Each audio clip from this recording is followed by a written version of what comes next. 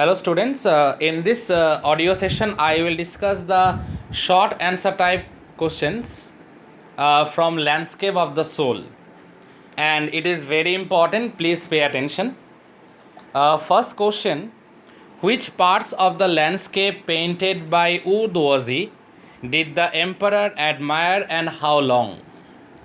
The emperor watched the painting for a long while after it was been done by Wu Daozi, because Wu Daozi was commissioned by the emperor to paint a landscape painting, and it turned out to be the last painting of Wu Daozi. He admired the wonderful scene painted by Wu Daozi. He discovered forest, high mountains, waterfalls, clouds floating in the vast sky, men on hilly paths, and birds in flight. Everything, the essential components that can be seen in landscape painting, everything can be seen in that painting as painted by Wu Daozi. And when he invited the emperor to see it, the emperor found everything there, everything present there. The essential elements that are actually present in a landscape painting, the emperor found everything there in that painting. I am moving on to my next question now. What did the painter Wu Duozi tell the emperor about the cave, that mysterious cave, where he entered by clapping his hands, and again the walls of the cave, after he entered, it closed behind him, and then along with the painting he mysteriously disappeared and he was never seen again. What did the painter Wu Duozi tell the emperor about the cave? The painter told the emperor that a spirit lived in the cave, which was at the foot of the mountain, near the foothills of the mountain. As he clapped his hands, the entrance to the cave opened. I already told you about this. He told the emperor that the inside of the cave was splendid and offered to show his majesty the way. By saying it, he entered it. Then again the walls of the cave closed behind him, and then along with his painting he mysteriously disappeared. Now I am moving on to the third question. What happened to the painter as he entered the cave? Now already been told to you, he disappeared along with the painting. As the painter entered the cave, painter is Wu Daozi, the entrance to the cave closed behind him. The emperor was surprised. Before he could move or utter a word, the painting had disappeared from the wall also. That means before the emperor could speak or utter a word or comment on something, the painting also had disappeared from the wall. There was not even a brush mark left there. The artist Wu Duozi was never seen again in the world, and after that the artist Wu Daozi, he was never seen again in this world. I am moving on to question number 4 now. Why do you think China's classical education included stories having deep spiritual significance? Very thought-provoking question is this. And remember, I told you about those two Chinese philosophers, Zhuangzi and Confucius. Now, let us continue with this. Now, why in Chinese or China's classical education, stories having deep spiritual significance are included? Why so? That is the underlying theme, or that is the meaning of the question. Now, let us come to the answer part. Stories having deep spiritual significance helped the master to guide his disciple in the right direction. The books of great men, I already told you about it. Confucius and Zhuangzi, they are the famous Chinese philosophers, are full of these anecdotes related with folk tales. These stories narrate tales and reveal the spirit in which art was considered at that time. Now, these tales, the main significance or the main importance of these tales is that it actually revives the spirit in which art was considered at that time, and art was considered one of the greatest form of creative expression during those days. I repeat one more time, art was considered one of the greatest forms of creative expression during those days. And that is the reason these these deep meaning spiritual stories are there in Chinese literature, in their anecdotes, in their folk tales, to make the people aware of the spiritual significance of art and beauty, and the importance of the great expression of creative art during those days. I am moving on to question number 5 now. Remember the painter reluctant to draw the eye of the dragon? This question is related to this. Why did the painter not draw the eye of the dragon he had painted? How far do you agree with him? The painter feared that if he drew the eye of the dragon he had painted, the picture would be complete and the dragon might come alive. Then it might fly out of the painting.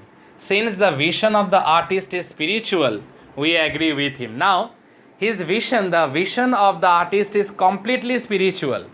He is of the opinion that if I draw the eye of the dragon will come out of the painting, and not only that, the dragon will be alive. The dragon will come alive and it might fly out of the painting. So this actually is related with the spiritual ideology of the painter, and we agree with him. Now I am moving on to question number 6. Remember about Quinton Messias?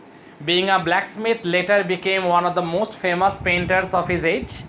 So what did he do to win the heart of his beloved, and also to convince his beloved's father that he want to marry his daughter? So why does the writer mention Quinton's trick? The writer mentions Quinton's trick to highlight the aim of art in Europe. The European painters try to achieve a perfect illusionistic likeness. Quinton had painted a fly with such delicate realism that even the master took it for a real one. Remember, he painted it on the walls of the canvas of its beloved's father's painting room, inside his painting room, on one of the painting canvas. And his beloved's father considered it to be real fly and decided to drive it away. Later, when it was discovered that it was actually done by Quinton, he was very, very impressed beyond words. Now, I am moving on to question number 7. How does the Chinese story present the powers and limitations of emperor and the painter? The emperor may commission a painting and appreciate its outer appearance, but only the real artist reveals to him the true meaning of his work. Emperor might be supremely powerful. He might capture a territory or a domain, but when it comes to art and the cultivation of art and beauty, the supreme power is actually with the painter. He is the person who holds the authority. He is the one who can make the emperor understand the true meaning of his work. More or less, apart from this, secondly, the emperor may rule over the region. I already told you about this. He has conquered, but only the artist knows the way within. But it is the artist who actually knows the way within. Now I am moving on to question number 8. And here I quote. It is a quotation. It is actually a dialogue of Wu Daozi. Let me show the way, said Wu Daozi. Explain how the author interprets the word way. Way means path, but how the author interprets the word way, we have to note that. The word way, according to the author, has dual meanings. Number 1, I told you about path. Obviously, way means path. See, it is written, path or the method. And number 2, the mysterious works of the universe. The painter tells the king the path to the cave or the method to reach the cave. By entering the cave and disappearing from the world, he explains the mysterious works of the universe. Obviously, entering the cave and finally getting disappeared along with his own created masterpiece, landscape painting. Wu Daozi ultimately explains the mysterious working of the universe. Or we can say, in other words, with his disappearance along with his masterpiece landscape painting, he explains to the astonishment of the emperor the mysterious mechanisms of the universe, or we can say the mysterious work process of the universe. Now I am moving on to question number 9. Give 3 points of contrast between a classical Chinese landscape and a Western one.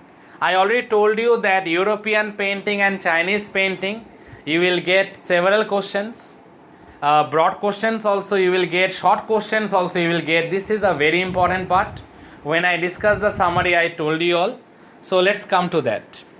A Western landscape reproduces an actual view, whereas a classical Chinese landscape does not. The European painter wants the viewer to look at a particular landscape exactly as he saw it, from a particular angle, or we can say from a specific angle. Whereas the Chinese painter does not choose a single viewpoint. That is the reason I told any a viewer can enter the painting from any point he likes, he chooses, because it's a mental and spiritual exercise. And if anyone wants to interpret a Chinese painting, one has to delve inside the mind of a Chinese painter. So let me continue. The Chinese painter does not choose a single viewpoint. The Chinese landscape is not a real one like the Western one, but an inner one, that is a spiritual and conceptual space. It is an inner one. It is not a realistic one, but it is something more spiritual. It actually plays with the mind, plays with your mind, and obviously forces you to enter the mind of the painter. So we can say, unlike a European painting which tends to be more realistic, Chinese painting is an exercise of the mind and the spirit and the soul. It is an inner one, a spiritual and conceptual one. Dear students, I explained up to question number 9. There are others, some more questions are also there that I will explain in my next audio. So dear students, listen to it, and any doubt, do clarify. Thank you students. Thank you all.